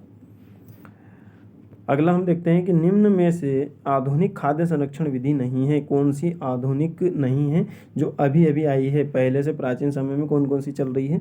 जैसे आप यहाँ पे देखोगे वैक्यूम जो सीलिंग है यह आधुनिक है, फ्रीज द्रूमिंग भी है और उच्च दबाव प्रसंस्करण भी है। पर जो चीनी जो संरक्षण है, यानी कि जो शक्कर है, चीनी है, नमक है, इनमें सब मिला के प्राचीन तरीके की है, पुरानी विधियाँ हैं। नेक्स्ट आप देखोगे कि फ्लैश फ्रीजिंग की शुरुआत किस वैज्ञानिक द्वारा की गई थी। यही हमारा वापस से दोबारा ये क्वेश्चन आ चुका है और इसका जो राइट आंसर हमने पढ़ा था क्लियरेंस बर्ड्स आई। ठीक है। अब इसका भी आप कमेंट में बता सकते हो 131 नंबर क्वेश्चन का कि क्लियरेंस बर्ड आई ने जो फ्लैश फ्रीजिंग की शुरुआत है किस वर्ष में की थी। यह जस्ट अभी हमने पिछले वाले पेज पे ये क्वेश्चन देखा था इसी से रिलेटेड। वैक्यूम सीलिंग विधि से क्या आशय है, क्या बताओ। वैक्यूम सीलिंग में क्या करोगे, नमी हटाओगे, तापमान कम करोगे, या परिरक्षक को जोड़ना, या फिर ऑक्सीजन को हटाना। ठीक है। तो वैक्यूम जो सीलिंग है वो किस लिए कर रहे हैं हम, वो ऑक्सीजन को हटाने के लिए कर रहे हैं। ठीक है। जैसे मैंने बताया था कि ऑक्सीजन रहेगी खाद्य पदार्थ में तो क्या होता है, खाद्य पदार्थ नष्ट हो जाता है। दिए गए विधियों में शीत नसबंदी के रूप में कौन सी विधि जानी जाती है। तो शीत मतलब होता है ठंडा, तो ठंडी विधि कौन सी, इसमें किण्वन है, फ्रीजिंग है, या विकिरण है, या धूम्रपान है। ठीक है। तो जो धूम्रपान विधि है भाई इसको तो सिरे से हटा दो। ठीक है। इसमें तो गर्म हो जाएगी, शीत करना है उसको। तो किण्वन के द्वारा भी नहीं होगा, फ्रीजिंग के द्वारा हो सकता है। फ्रीजिंग हमारा इसका आंसर हो सकता है। ठीक है। पर इसमें आएगा यहाँ पे नसबंदी में कौन सी विधि प्रयुक्त की जाती है, तो यह आएगा इसका हमारा विकिरण के द्वारा। ठीक है। शीत नसबंदी में विकिरण के द्वारा ये होता है। उसके बाद में देखो उच्च दाब प्रसंस्करण विधि का प्राथमिक उद्देश्य क्या है। तो उच्च दाब प्रसंस्करण विधि का सबसे पहले मैंने आपको बताया था जितने भी खाद्य प्रसंस्करण है, फूड प्रोसेसिंग जितनी भी चीज़ें हैं, सबसे पहले इनमें हमें दो ही चीज़ों को हम प्राथमिकता देते हैं। सबसे पहले तो देते हैं भाई उसकी सुरक्षा, और फिर क्या कहते हैं जो सूक्ष्म जीव है उसको क्या कर दो, निष्क्रिय कर दो, तो खाद्य पदार्थ क्या होगा, सुरक्षित रहेगा। ताप बढ़ाना, नमी हटाना, अम्लता कम करना, ये सब बाद की प्रोसेस है। प्राथमिक उद्देश्य को पहले देखा जाता है। नेक्स्ट देखोगे कि हमारा नेक्स्ट क्वेश्चन है 135। अचार बनाने में आमतौर पर किस पदार्थ का उपयोग किया जाता है। तो अचार में किसका प्रयोग करोगे बताओ। अचार में जो हम प्रयोग करेंगे चीनी का करेंगे, सिरका का करेंगे, या शहद का करेंगे, या नमक का करेंगे। देखो चीनी, शहद, ये इसका प्रयोग नहीं करेंगे हम। देखिए यहाँ पे जो प्रयोग किया जाता है एक तो सिरका का किया जाता है और नमक का भी किया जाता है। तो इसका आंसर जो है वो दोनों होना चाहिए, सिरका भी होना चाहिए और नमक भी होना चाहिए। आमतौर पर किस पदार्थ का उपयोग किया जाता है, क्योंकि बनाने के लिए। और अगर हम इसका बहुत ही अगर केवल बनाने की ही बात करें तो केवल इसका जो आंसर आएगा वो सिरका आएगा। नमक इसमें कम ज़्यादा इसलिए मिलाया जाता है कि वो और भी लंबे समय तक उसको हम सुरक्षित रख सकें। पर बनाने की बात हो रही है तो हम यहाँ पे सिरका के साथ भी जा सकते हैं, ठीक है। तो इसके दोनों ही आंसर रहेंगे, पर यहाँ पे केवल बनाने की बात हो रही है तो इसका जो राइट आंसर हो जाएगा वो हो जाएगा सिरका। नेक्स्ट हम देखेंगे कि पाश्चुराइजेशन विधि में लक्षित किया जाता है, किसको लक्षित किया जाएगा? क्या वायरस को लक्षित करते हैं कि बैक्टीरिया को करते हैं, पोषक तत्व को या एंजाइम को? ठीक है, तो किसको लक्षित करोगे आप? बैक्टीरिया को, जीवाणु को, उसको नष्ट करने के लिए पाश्चुराइजेशन की प्रक्रिया होती है, ठीक है। अब देखिए आपको मैं यहाँ पे चीज़ें बता दूँ कि ये पिछले वाले वीडियो में मैंने जो पाश्चुरीकरण की जो प्रक्रिया है 72 डिग्री सेल्सियस बताई थी, इसको आप थोड़ा सही कर लोगे, ये 62 डिग्री सेल्सियस है, ठीक है। ये आप देख लोगे, यानी 60 या 62 डिग्री सेल्सियस पर दूध को क्या है 15 से 30 सेकंड के लिए उबाला जाता है, तो वो होती है पाश्चुराइजेशन की विधि, ठीक है। और एक बार वो और आप इसको कंफर्म करके बता सकते हो, 62 इसका सही है। पिछले वीडियो में मैंने 72 बोल दिया था। अब देखिए प्राचीन काल में कौन से मसाले का प्रयोग संरक्षण हेतु किया जाता था? तो कौन से मसाले का प्रयोग किया जाता था प्राचीन काल में? तो इसका हमारा जो देखेंगे, क्या नमक हो गया, या दालचीनी हो गया, काली मिर्च हो गया, या हल्दी हो गया? तो ये हो गया हमारा दालचीनी, ठीक है। इसका जो आंसर है दालचीनी है। प्राचीन काल में कौन से मसाले का प्रयोग संरक्षक के रूप में किया जाता था? तो दालचीनी का, क्योंकि ये हल्दी, काली मिर्ची, ये चीज़ें बहुत बाद में ही, नमक बनाना भी हम बहुत बाद में सीखे, पर जो दालचीनी का जो प्रयोग है वो काफ़ी टाइम से हो रहा। अब देखिए दाल और चीनी का मतलब ये नहीं होता कि दाल हो गया और चीनी हो गया, दाल चीनी भी एक छोटा सा पदार्थ रहता है, ठीक है। तो ये आप यहाँ पे गूगल पर सर्च करके इसका फोटो देख लोगे भाई दालचीनी कैसे दिखती है, ठीक है। नेक्स्ट हम यहाँ पे देखेंगे कि हर्डल तकनीक का जो मुख्य सिद्धांत है वो क्या है? तो तापमान को बढ़ाना, संरक्षण विधियों का संयोजन, या स्वाद बढ़ाना, या उसकी सेल्फ लाइफ को बढ़ाना। जो हर्डल तकनीक है इसको हम क्या बोलते हैं कि ये क्या करती है? हर्डल तकनीक एक ही समय में कई तरीके से क्या करती है, कई तरीके से जो खाद्य पदार्थ है उसको क्या करती है? संरक्षित करती है कई तरीके से। तो ये क्या है कि संरक्षण विधियों का संयोजन है। बहुत सारी संरक्षण जो विधियां हैं उनको जब एक साथ आप मिला लोगे तो क्या हो जाती है? संरक्षण विधियों का संयोजन हो जाएगा। तो हर्डल तकनीक यही है। देखिए आप इसको इस तरीके से भी याद रख सकते हो, कोई हेडक नहीं, किसी भी तरीके से संरक्षण कर लो खाद्य पदार्थ का, ठीक है। तो इस तरीके से आप याद कर सकते हो, याद करने की टेक्निक। निम्न में से कौन सी संरक्षण तकनीक कम दबाव का उपयोग करके जल को हटाती है? तो कम दबाव को उपयोग करके जल को हटाने की जो प्रक्रिया है वो कौन सी है? फ्रीज ड्राइंग है, या धूम्रपान है, सुगरिंग है, या विकिरण है? तो इसका जो राइट आंसर ये है फ्रीज ड्राइंग। इसमें क्या होता है? सुखाने की जो प्रक्रिया रहती है, ये पानी, ये क्या करते हैं कि जो फ्रीज ड्राइंग होती है ना, इसमें सुखाने की प्रक्रिया होती है, ये पानी को सीधे ठोस से वाष्प में बदल देती है, ठीक है। क्योंकि आप देखोगे ठोस से सब फिर क्या बनता है? वो द्रव बनता है, द्रव के बाद में क्या बनेगा? वाष्प बनेगा। पर ये ठोस से डायरेक्ट कैसे बना देती है? उसको वाष्प में बदल देती है। तो यह है फ्रीज ड्राइंग टेक्निक, कम दबाव का उपयोग करके जल को क्या करती है? हटा देती है। नमक व जल को मिलाने वाली प्राचीन विधि कौन सी है? तो देखिए पिकलिंग विधि, या फिर स्मोकिंग विधि, या बाइंडिंग विधि, या सुगरिंग विधि। तो हमारा जो इसका आंसर है ये हो गया बाइंडिंग विधि। तो बाइंडिंग विधि में क्या होता है कि नमक व जल को क्या किया जाता है? घोला जाता है। पिकलिंग विधि क्या होता है? इसमें अचार बनाने की प्रक्रिया होती है। स्मोकिंग में क्या होता है? वही धुएँ वाला आ जाएगा, तो धुएँ वाली चीज़ें यहाँ पे होगी नहीं। उसके बाद में सुगरिंग, चीनी वीनी वाला भी यहाँ पे चीज़ें नहीं है, तो यह आ जाएगा बाइंडिंग। देखिए नेक्स्ट हम क्वेश्चन देखते हैं कि सूक्ष्म जीवों की वृद्धि को रोकने के लिए निम्नलिखित में से किस विधि का उपयोग उनके पीएच स्तर में समर्थन करके किया जाता है? तो क्या इसमें जो हम करेंगे, क्या धूम्रपान करेंगे, कि अचार बनाना, या फ्रीजिंग, या सुगरिंग, ठीक है। तो पीएच स्तर में समर्थन करके किया जाता है सूक्ष्म जीवों की वृद्धि को रोकने के लिए, तो ये होगा हमारा इसका राइट आंसर, अचार बनाना, अचार बनाकर, ठीक। पाश्चुराइजेशन बहुत बार पढ़ लिया है, इसका आंसर आपको देना पड़ेगा। पाश्चुराइजेशन के पीछे क्या सिद्धांत है? क्यों आप पाश्चुराइजेशन कर रहे हो? क्या रोगाणुओं को मारने के लिए फ्रीज करना? नहीं, हानिकारक सूक्ष्म जीवों को नष्ट करने के लिए उसको क्या करना? गर्म करना। तो यही हमारा राइट आंसर, उसको हम क्या करते हैं? गर्म करते हैं, है ना। पाश्चुराइजेशन में क्या करते हैं? दूध को गर्म करते हैं। उसके बाद में, है ना, बाकी के ऑप्शन पढ़ने की हमको आवश्यकता नहीं है, आंसर हमको मिल गया है। नेक्स्ट क्वेश्चन है आयनकारी विकिरण का उपयोग निम्नलिखित में से किस विधि में किया जाता है? क्या विकिरण विधि में, किण्वन में, या लवणीकरण में, या फ्रीज ड्राइंग में? तो यही विकिरण इसमें आ गया, तो यही विकिरण, आयनीकारी विकिरण का उपयोग किस में करेंगे? विकिरण विधि में करेंगे। चलो आज हम 199 यहाँ पे क्वेश्चन कर रहे हैं, 62-63 के बाद से, है ना। 62 क्वेश्चन हो गया था, तो पूरे 199 क्वेश्चन को ख़त्म कर देते हैं। मध्यकालीन खाद्य संरक्षण की प्रमुख जो विशेषता थी वो क्या थी? वैक्यूम सीलिंग थी। मसालों का जो उपयोग है वो था कि फ्रीज ड्राइंग थी या उच्च दबाव प्रसंस्करण था। तो जो मध्यकालीन जो व्यक्ति थे अपने यहाँ पे, तो वो क्या करते थे, मसालों का प्रयोग करके उसको संरक्षित करते थे, नए नए प्रकार के मसाले उसमें मिलाकर। नेक्स्ट क्वेश्चन है कि प्राचीन काल में नाविकों के बीच संरक्षण की कौन सी विधि प्रचलित थी? जो नाविक रहते हैं ना, जो जहाज वहाज में जो जाते थे दूर दूर अपने सामानों को लेकर, तो वो क्या करते थे, सुग्रीन के द्वारा धूम्रपान, यानी अब वहाँ पे जलती लकड़ी कहाँ से लाएंगे सोचो, तो ये तो हो नहीं सकता। अचार बनाकर भी नहीं, तो इसका जो आंसर होता है वो नमकीन बनाना, सॉरी, उसको नमकीन बना लेते थे। तो ये क्या होता था, जो नाविकों के लिए बहुत ही ज़्यादा उपयोगी वो भोजन हो जाता था।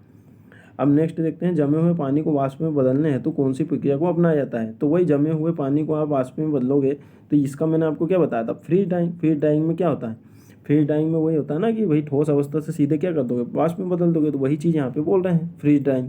ठीक, नेक्स्ट हम क्वेश्चन देखेंगे कि निम्न में से कौन सी तकनीक जो सुखाने और धुएं के रोगाणुओं के प्रभाव को आपस में क्या करती है, जोड़ती है? अचार बनाना, साल्टिंग, स्मोकिंग या सुगरिंग? तो इसका हमारा आंसर हो जाएगा वही स्मोकिंग, यानी धूम्रपान करना। धूम्रपान है ना, धूम्रपान आप यहाँ जितनी बार देख रहे हो, तो धूम्रपान का मतलब ये नहीं है कि मतलब धूम्रपान करना है ना, जैसे सिगरेट वगैरह, बीड़ी वीड़ी पीना, ये नहीं होता। ये होता है कि जो जलती हुई लकड़ी है उसके सामने आप भोज्य पदार्थ को ले जाओ तो वो हल्का सा गर्म हो जाता है, धुएं से उसके क्या है, जो ऊपर जो बैठे रहते हैं कीटाणु वो भाग जाते हैं, तो इसको बोलते हैं, ठीक है, स्मोकिंग। नेक्स्ट हमारा जो क्वेश्चन है कि सर्वप्रथम किस सभ्यता ने बियर उत्पादन के लिए किण्वन का प्रयोग किया था? कौन सी ऐसी सभ्यता है? भाई हमारी जो चीनी सभ्यता में तो हमने नहीं सुना, सिंधु घाटी सभ्यता में भी ऐसे कोई साक्ष्य हमको मिले नहीं। अब या तो मिस्र हो सकता है या मेसोपोटामिया की सभ्यता हो सकता है। तो इसका जो हमारा आंसर है वो है मेसोपोटामिया की सभ्यता में, ठीक है, बियर वहीं से बनाना शुरू हुआ था। सर्वप्रथम कौन सी विधि का प्रयोग खाद्य संरक्षण हेतु किया गया था? कौन सी ऐसी विधि है जिसका प्रयोग खाद्य संरक्षण के लिए किया था? किण्वन भी अभी आई है, फ्रीजिंग भी अभी आई है, डिब्बाबंदी भी अभी आई है, पर जो सुखाना है ये तो प्राचीन समय से हो रहा है ना, तो बी वाला इसका आंसर हो जाएगा, सुखाना। नेक्स्ट हम देखेंगे खाद्य संरक्षण में चीनी का प्राथमिक उद्देश्य क्या है? तो भाई आप जो चीनी है ना, इसको क्यों मिला रहे हो? तो रंग प्रतिधारण को बढ़ाने के लिए, पोषक तत्व को जोड़ने के लिए, स्वाद बढ़ाने के लिए, या सूक्ष्म जीवों की वृद्धि को रोकने के लिए। देखो, स्वाद बढ़ाने के लिए तो नमक भी मिला सकते हैं, मसाले भी मिला सकते हैं, ठीक है। पोषक तत्व, चीनी में पोषक तत्व होगा कि नहीं होगा ये कंफर्म नहीं है। रंग प्रतिधारण को बढ़ाना, भाई जरूरी नहीं है कि भाई चीनी मिलाने से रंग उसका प्रतिधारण होगा। तो हमने जैसे आपको बताया, खाद्य संरक्षण का जो प्राथमिक उद्देश्य होता है कि भोजन को सुरक्षित रखना, ठीक है, तो सूक्ष्म जीवों की वृद्धि को रोकना भी इसी में आता है। प्राथमिक उद्देश्य ध्यान रखोगे बस। निम्न में से कौन सी आधुनिक संरक्षण विधि जो सूक्ष्म जीवों के कोशिकाओं को नष्ट करने के लिए उच्च वोल्टेज का उपयोग करती है? स्पंदित विद्युत क्षेत्र, सोनिकेशन, विकिरण, यहाँ पे ये आंसर नहीं होगा, विकिरण, ठीक। उसके बाद में फ्रीज ड्राइंग भी नहीं होगा, कि वो तो डायरेक्ट आपको बता ही दिया है। फ्रीज ड्राइंग क्या करता है कि हमारा जो ठोस पदार्थ को सीधे क्या करता है, वाष्प में बदल देता है। और हमारा जो इसका है आंसर स्पंदित विद्युत क्षेत्र, ठीक है। कौन सी आधुनिक संरक्षण विधि जो सूक्ष्मजीवों को कोशिकाओं को नष्ट करके उच्च वोल्टेज का प्रयोग करती है? तो इसका जो है स्पंदित विद्युत क्षेत्र। अब नेक्स्ट हमारा क्वेश्चन, निम्नलिखित में से कौन सा प्राकृतिक संरक्षण रोगाणुओं एजेंट संरक्षण में उपयोग किया जाता है? सोडियम बेंजोएट, आवश्यक तेल, साइट्रिक एसिड या सिरका? तो इसका हमारा आंसर आएगा सोडियम बेंजोएट, ठीक, ये याद रखोगे। फ्रीज ड्राइंग विधि के आविष्कारक कौन माने जाते हैं? Very very most important. अब यहाँ से ये आईएमपी फैक्ट आप है, ये याद रखोगे। तो जो फ्रीज ड्राइंग विधि जो अभी हम पढ़ रहे थे इतनी देर से, तो इसके जो आविष्कारक माने जाते हैं जैक्स ऑर्सन डी ओर्सोनल, ठीक है। नेक्स्ट क्वेश्चन देखेंगे, विकिरण संरक्षण विधि के खोजकर्ता कौन है? ये भी आप डायरेक्ट फैक्चुअल क्वेश्चन है, अच्छे से याद रखोगे। विलियम रोंटेजन, ठीक है, विलियम रोंटेजन, एक्स किरणों की खोज की है ना इन्होंने। उसके बाद में प्रशीतन संरक्षण विधि के आविष्कारक कौन हैं? तो इसके हैं कार्ल पोल वॉन लीडे, ठीक है, प्रशीतन संरक्षण की विधि। निर्वात पैकेजिंग विधि के खोजकर्ता कौन है? तो ये हमने पिछले वाले वीडियो में भी देखा था, कार्ल बूस, ठीक है, कार्ल बूस। निर्वात पैकेजिंग, वैक्यूम पैकेजिंग भी जिसको बोलते हैं। नेक्स्ट क्वेश्चन है खाद्य पदार्थ में सैनिटाइजर के रूप में उपयोग किया जाता है। तो खाद्य प्रसंस्करण में सैनिटाइजर के रूप में किसका उपयोग करते हैं? कार्बन डाइऑक्साइड का करते हैं, क्लोरीन यौगिक का करते हैं, या सल्फर डाइऑक्साइड का करते हैं, या हीलियम का? तो क्लोरीन यौगिक का प्रयोग किया जाता है। अब देखोगे यहाँ पे कि ब्लीचिंग संरक्षण विधि का मुख्य रूप से जो प्रयोग है किस में नहीं किया जाता? भोज्य पदार्थों में, जल में, फलों में, या बर्फ को जमाने में? तो इसका जो हमारा राइट आंसर हो जाएगा वो हो जाएगा जल में। ठीक है, तो ब्लीचिंग संरक्षण विधि का मुख्य रूप से किस में नहीं किया जाता है प्रयोग? तो जल में नहीं किया जाता, भोज्य पदार्थों में किया जाता, फलों में भी किया जाता, बर्फ को जमाने में भी किया जाता ब्लीचिंग। ठीक है, नेक्स्ट देखेंगे कि निम्न में से कौन सी प्रक्रिया द्वारा सूखे उत्पादों में प्राकृतिक रंग बनाए रखता है? सूखे उत्पादों में प्राकृतिक रंग को बनाए रखता है वो ऐसी कौन सी प्रक्रिया है? तो वो जो प्रक्रिया है क्या नमक व चीनी के द्वारा कर सकते हो, यूरिया के द्वारा, ब्लीचिंग के द्वारा, या सुखाने के द्वारा? ठीक है, तो ये होती है ब्लीचिंग के द्वारा, जिसमें क्या करते हैं जो हल्के हल्के जो रंग है वो आ जाते हैं, है ना। सेलर भूमिगत भंडारण कक्ष का उपयोग निम्नलिखित में से किसके संरक्षण हेतु किया जाता है? मतलब सेलर जो होता है वो जो भूमिगत भंडारण कक्ष रहता है, भूमि के अंदर जो बनाए जाते हैं, तो किसके लिए आप उसका संरक्षण किसके लिए कर रहे हो? क्या सब्जी के लिए, अनाज के लिए, या नमक के लिए, शक्कर के लिए? तो इसका हो जाएगा सब्जियों के लिए। ठीक है, सब्जियों के लिए किया जाता है क्योंकि वो भूमि में सुरक्षित रहेगी। अनाज तो जैसे ही नमी पड़ेगी वो तो खराब हो जाएगा। ठीक है, तो हमारा इसका जो राइट आंसर है वो क्या है? सब्जी के लिए। और नेक्स्ट हमारा क्वेश्चन है खाद्य प्रसंस्करण में खाद्य योजक का जो उपयोग है किसके लिए किया जाता है? तो खाद्य जो योजक है इसका जो प्रयोग है आप किस लिए कर रहे हो? शेल्फ लाइफ बढ़ाने के लिए, बिल्कुल। स्वाद व सुगंध हेतु भी कर रहे हैं, और उसका संरचना और परीक्षण के लिए भी कर रहे हैं। तो डी वाला उपरोक्त सभी इसका आंसर हो जाएगा। तो खाद्य योजक का उपयोग अपन किस लिए कर रहे हैं? इसलिए कर रहे हैं कि भाई ये सारी चीज़ें हो जाए, शेल्फ लाइफ भी बढ़ जाए, स्वाद सुगंधित भी रह जाए, और उसके बाद में संरचना और उसका परीक्षण भी हो जाए। 162 क्वेश्चन हम यहाँ पे देखेंगे। देखिए कितना हमारा हो गया है। चलो काफ़ी हमारे अभी क्वेश्चन बचे हैं। अब देखिए 162 वाला क्वेश्चन, बियर उत्पादन में उपयोग किए जाने वाले लाभकारी बैक्टीरिया के क्या नाम है? तो जो बियर उत्पादन में लाभकारी बैक्टीरिया क्या है? एसिटोबैक्टर। ठीक है, आप सीधा यहाँ पे याद रखोगे, ये फैक्चुअल चीज़ें हैं, एसिटोबैक्टर। नेक्स्ट हम यहाँ पे क्वेश्चन देखेंगे कि सोडियम क्लोराइड क्या है? भाई सोडियम क्लोराइड क्या है? क्या जैविक संरक्षक है, या श्रेणी 1 संरक्षक है, या उपरोक्त दोनों सही हैं? तो इसका जो राइट आंसर होगा वो होगा श्रेणी 1 संरक्षक है सोडियम क्लोराइड, NaCl जिसको हम बोलते हैं नमक। ठीक है, तो ये हमारा क्या हो गया? श्रेणी 1 के संरक्षक हो गया। अब ये श्रेणी 1 और श्रेणी 2 क्या होता है? देखिए श्रेणी 1 में आप अच्छे से याद रखोगे जो भी प्राकृतिक पदार्थ रहते हैं, है ना, जो भोजन को खराब होने से बचाते हैं, जैसे नमक हो गया, चीनी हो गया, तो ये हमारे आ जाएंगे श्रेणी 1 में। श्रेणी 2 अगर आपसे पूछे जितने भी रासायनिक परिरक्षक हैं, जैसे सोडियम बेंजोएट हो गया और MSG हो गया, है ना, तो मोनोसोडियम ग्लूटामेट हो गया, तो जितने भी आपको रासायनिक चीज़ें या जो हमने खुद से बनाई है, कृत्रिम तरीके से बनाई है वो भोजन को संरक्षित रखने के लिए, तो वो किस में आ जाएंगे? वो श्रेणी 2 में आ जाएंगे। ठीक है, और जिनका हम प्राचीन काल से उपयोग कर रहे हैं और जो आसानी से अवेलेबल है, जैसे नमक, चीनी वगैरह, ये तो ये चीज़ें क्या हैं? ये प्राथमिक संरक्षक में आपके आ जाएंगे। अच्छे से ये याद रखना, इस प्रकार के क्वेश्चन आपसे बहुत पूछे जाएंगे। पाश्चुराइजेशन के बारे में गलत कथन क्या है? तो पाश्चुराइजेशन के बारे में हम गलत कथन पहचानेंगे। अब पहले तो देखते हैं सही कथन कौन से हैं। यह एंजाइम को निष्क्रिय करने और जीवाणु कोशिकाओं की एक बड़ी आबादी को नष्ट करने की हल्की गर्म उपचार विधि बिल्कुल सही है। सभी पाश्चुरीकरण दूध उत्पादों को तुरंत 10 डिग्री सेल्सियस इससे कम तापमान पर ठंडा किया जाना चाहिए, तो बिल्कुल ये भी सही है ना, क्योंकि ठंडा करने के लिए ये करेंगे और 62 डिग्री सेल्सियस पर उसको गर्म करेंगे। पाश्चुरीकृत दूध को फास्टेस्ट टेस्ट में नकारात्मक परिणाम देना चाहिए। क्या उसको नकारात्मक परिणाम उसमें देना चाहिए, है ना? तो देखिए इसका हमारा है उपरोक्त सभी कथन सही है ना। तो जो फास्टेस्ट जो परीक्षण होता है ना, ये आप अच्छे से याद रखो, ये दूध के लिए होता है ना। दूध को फास्टेस्ट टेस्ट में नकारात्मक परिणाम देना चाहिए। तो ये हमारा उपरोक्त सभी कथन इसके सत्य हैं, ये हमारा आ जाएगा, है ना। वैसे इसका अपन एक बार और कंफर्म कर लेंगे, इसका मैं आपको कंफर्म बता दूंगा, ठीक है। इसका मुझे सी वाला आंसर लग रहा है, क्योंकि नकारात्मक परिणाम नहीं देना चाहिए, ठीक है। तो ये आपको, ये हमारा डाउट में है, ये वाला क्वेश्चन 162 वाला क्वेश्चन डाउट में है। इसका आपको मैं कमेंट सेक्शन में इसका आंसर अच्छा जो एक्सप्लेन करके आपको बता दूंगा, है ना। 160 आप याद रखोगे। नेक्स्ट हम क्वेश्चन देखते हैं 164 क्वेश्चन है वो। खाद्य पदार्थ की ऊष्मीय चालकता किससे प्रभावित होती है?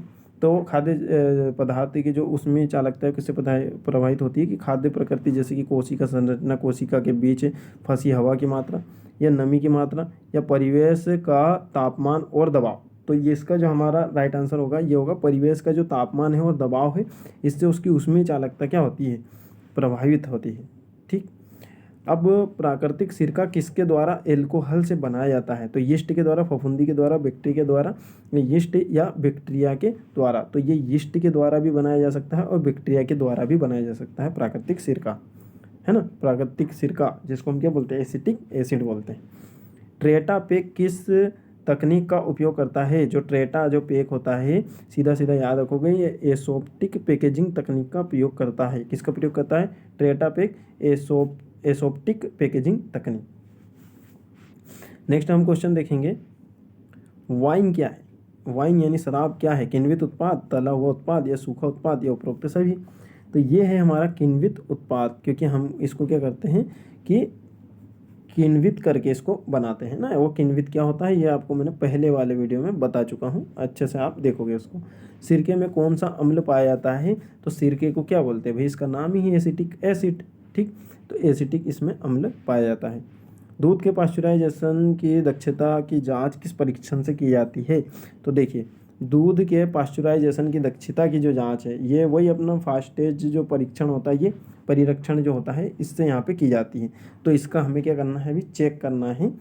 और पाश्चराइजेशन की दक्षता की जांच की जाती है। अब इसमें इसका दूध का नकारात्मक परिणाम आना चाहिए कि सकारात्मक परिणाम आना चाहिए, ये अपन को यहाँ पे पता करना है। ठीक है। नेक्स्ट जो क्वेश्चन है, फॉर्मेल्डिहाइड का उपयोग किसे संरक्षित करने के लिए किया जाता है? जो फॉर्मेल्डिहाइड है इसका प्रयोग आप किस लिए कर रहे हो? तो क्या खाद्य मछली के लिए या जैविक नमूने के लिए, खाद्य के लिए या दूध के लिए? दूध के लिए तो हो ही नहीं सकता, है ना। और खाद्य मछली और मांस के लिए भी ये नहीं होगा, ये होगा जैविक नमूने के लिए। जैविक नमूने के लिए फॉर्मेल्डिहाइड का उपयोग किया जाता है। उसके बाद में 1929 में जमे हुए भोजन यानी फ्रोजन फूड का विकास किसने किया था? Very very most important question है।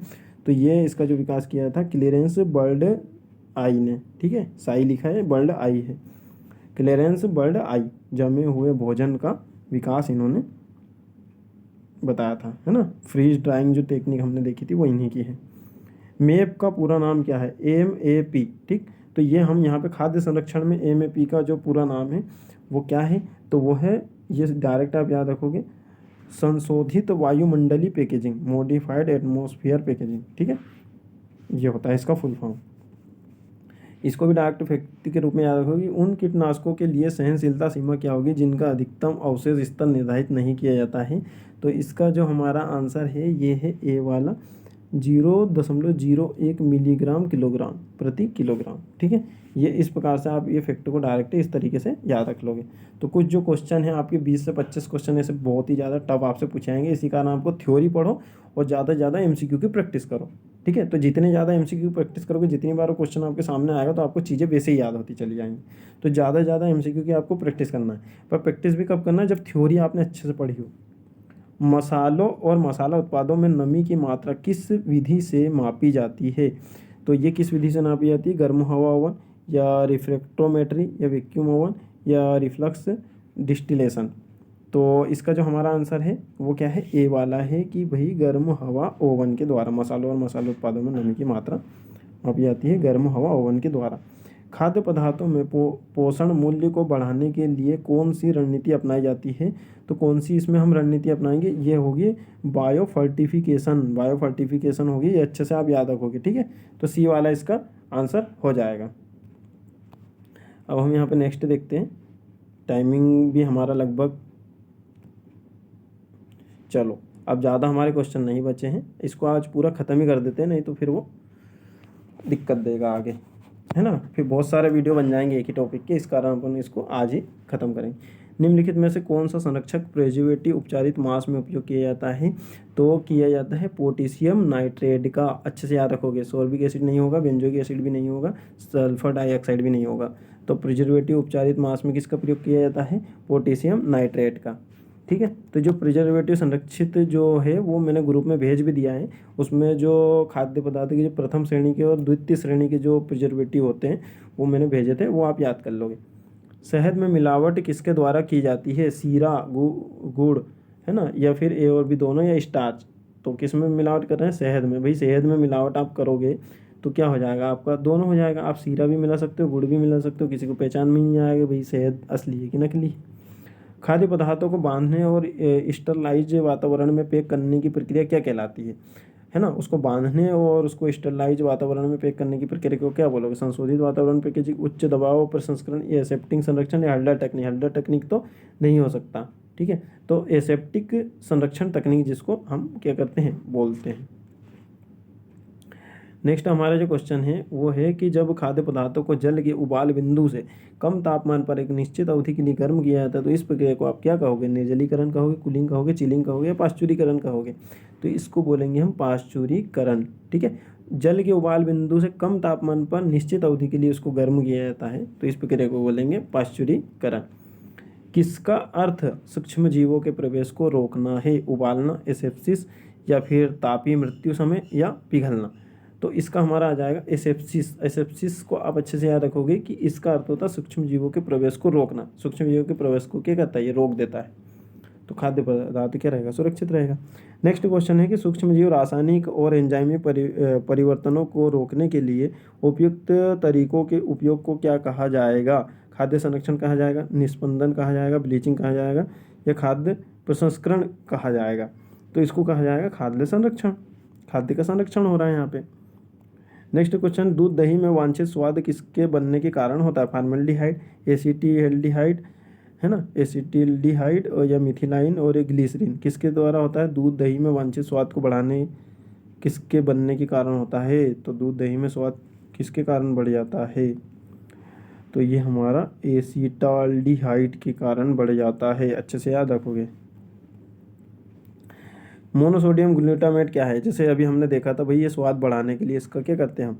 प्रयोग करते हैं स्वाद बढ़ाने के लिए। वही एमएसजी अपना अजीनोमोटो बोलते हैं जिसको, सुना ही होगा आप लोगों ने, है ना, अजीनोमोटो। खाद्य संरक्षण के लिए तापमान, अम्लता नियंत्रण और जल गतिविधि नियंत्रण जैसे कई तरीकों का उपयोग किया जाता है तो क्या कहलाएगा? तो हमने क्या बताया था आपको, जब बहुत सारे तरीकों का प्रयोग करोगे तो क्या कर दोगे? हर्डल तकनीक, ठीक है। क्या हो जाती है यहाँ पे? हल्डर टेक्निक। कोई हेडक नहीं, जितने भी तरीके हैं खाद्य पदार्थों को बचाने के लिए सबका प्रयोग करो। हल्डर टेक्निक अपनी बहुत अच्छी तकनीक है, ठीक है। तो अब यहाँ पे आपके लिए एक और क्वेश्चन है, हल्डर टेक्निक का जो आविष्कारक है वो कौन है, ये आप बता दो, ठीक है, ये आप बताओगे। नेक्स्ट क्वेश्चन है कि निम्नलिखित में से कौन सा कथन सही है? चीनी और अन्य घुलनशील पदार्थों से भरपूर खाद्य पदार्थ धीरे सूखते हैं। बिल्कुल। जैसे जैसे सुखाने की प्रक्रिया आगे बढ़ती है पानी में घुलनशील पदार्थों की सांद्रता क्या होती है? बढ़ती है, और सूखने की जो दर है क्या हो जाती है? क्या हो जाती है? धीमी हो जाती है। तो ये भी हमारा है। उसके बाद में क्या करते हैं कि जो हाइड्रेट के रूप में रासायनिक पदार्थ में बंधा हुआ पानी निकालना सबसे कठिन होता है। और चौथा है कि उच्च दबाव पर सुखाने से कम तापमान पर सुखाई होती है। तो भाई जब उच्च दबाव पर सुखाओगे तो कम तापमान पर सुखाई नहीं होगी। तो हमारा इसका जो आंसर हो जाएगा बी वाला 1, 2 और 3 क्या है? सही है। नेक्स्ट क्वेश्चन देखते हैं कि उच्च दबाव तकनीक, गामा विकिरण, उच्च विद्युत क्षेत्र, पल्स और थर्मोसोनिफिकेशन का उपयोग किसके संसाधित खाद्य पदार्थ, अच्छा, थर्मोसोनिकेशन का उपयोग करके संसाधित खाद्य पदार्थ क्या कहलाता है? तो वो जो खाद्य पदार्थ है वो क्या कहलाएगा? तो यूएसटी संसाधित खाद्य कहलाएगा। यूएसटी का मतलब होता है कि अल्ट्रा हाई टेम्परेचर। देखो न्यूनतम तो हो नहीं सकता, एसेप्टिंग हमने अभी पढ़ा था वो भी नहीं हो सकता, ठीक है। तो हमारा क्या आ जाएगा यहाँ पे? उपरोक्त सभी तो आ नहीं सकता फिर, तो ये हमारा बी वाला आएगा यूएसटी। तो यूएसटी का मतलब होता है अल्ट्रा हाई टेम्परेचर। इसमें क्या करते हैं कि इसमें 135 डिग्री जो सेल्सियस के ऊपर कुछ सेकंड के लिए क्या करते हैं? खाद्य पदार्थ को गर्म करते हैं, ठीक है। तो ये उच्च दबाव तकनीक होती है यूएसटी। तो बी वाला इसका आंसर हो जाएगा। नेक्स्ट क्वेश्चन है कि फलों के लिए कौन सी पैकेजिंग उपयुक्त है? तो फलों के लिए कौन सी पैकेजिंग उपयुक्त है? वही फल की क्या होते हैं, वही एथिलीन अवशोषक, एथिलीन मिलाया जाता है उसको संरक्षित रखने के लिए। डिब्बाबंद भोजन को नसबंदी करने के लिए डेट टाइम कर्स विधि के बारे में निम्नलिखित में से क्या सही है। एक और विधि आ गई भैया, डेट टाइम कर्स। तो डेट टाइम जो कर्स जो विधि है, या डिब्बाबंद भोजन को नसबंदी करने के लिए समय व तापमान को बनाता है, या कंटेनर को गर्मी के पेट के बारे में बनाता है, या कंटेनर की गर्मी चालकता के रूप में बनाता है। तो इसका जो हमारा राइट आंसर होगा वो होगा, या डिब्बाबंद भोजन को नसबंदी के लिए समय व तापमान को क्या करता है, बनाए रखता है। नेक्स्ट क्वेश्चन है, सोडियम सिलिकेट का उपयोग करके अंडे के संरक्षण की विधि को क्या कहोगे आप। सोडियम जो सिलिकेट है का उपयोग करके अंडे के संरक्षण की विधि को क्या कहोगे। थर्मल प्रोसेसिंग, वाटर ग्लास विधि, या चूना सीलिंग, या तेल कोटिंग। तो ये होगी वाटर ग्लास विधि। अच्छे से याद रखोगे कि सोडियम सिलिकेट का उपयोग करोगे, अंडे का संरक्षण करोगे, तो ये वाटर ग्लास विधि रहती है। चलो अब हमारे नेक्स्ट क्वेश्चन हम देखते हैं।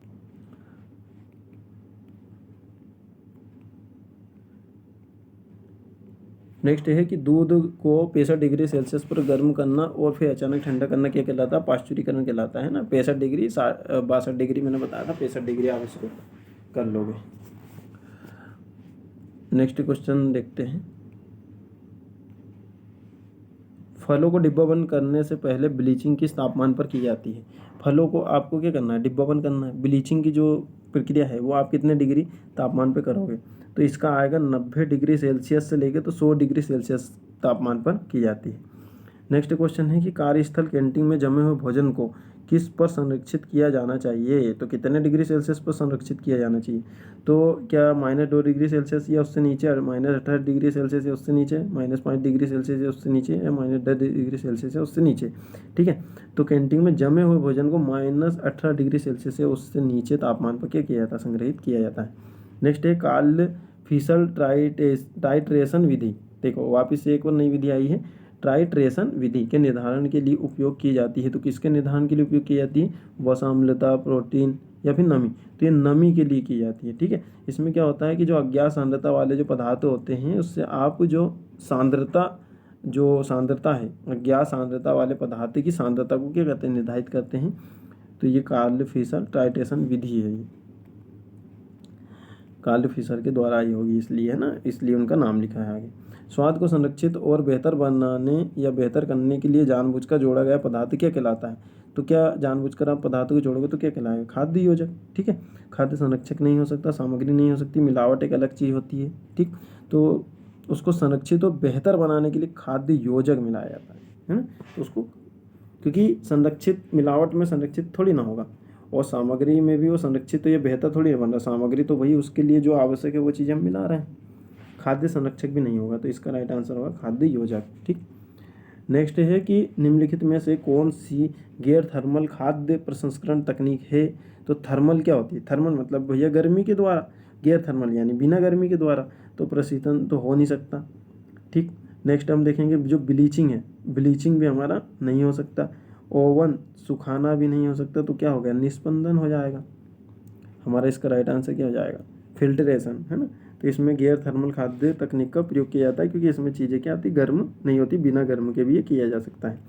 ये एसेप्टिक पैकेजिंग का उपयोग किया जाता है। तो जो एसेप्टिक पैकेजिंग है इसका उपयोग किस लिए किया जाता है, जमे खाद्य पदार्थ के लिए, विकृत खाद्य पदार्थ के लिए, या निष्फल खाद्य पदार्थ के लिए, सूखे खाद्य पदार्थ के लिए। तो ये इसका हमारा राइट आंसर हो जाएगा, जो निष्फल खाद्य पदार्थ होते हैं इसके लिए किया जाता है।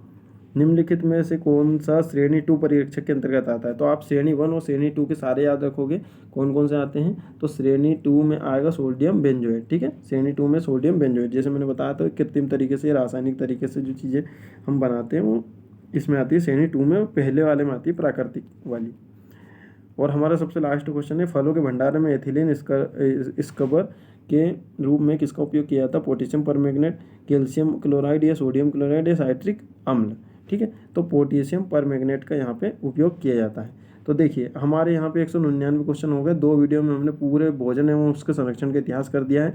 अब हम नेक्स्ट वीडियो में पारंपरिक भोजन और उसके महत्व वाले जो क्वेश्चन है वो यहाँ पे करेंगे। ठीक है दोस्तों, मिलते हैं नेक्स्ट वीडियो में। और आपने बहुत ही अच्छा आपके रिव्यू आए हैं पहले वाले वीडियो में, आपके रिव्यू के कारण ही हम यहाँ पे इस सीरीज़ को वापस से यहाँ पे कंटिन्यू करेंगे। ठीक है।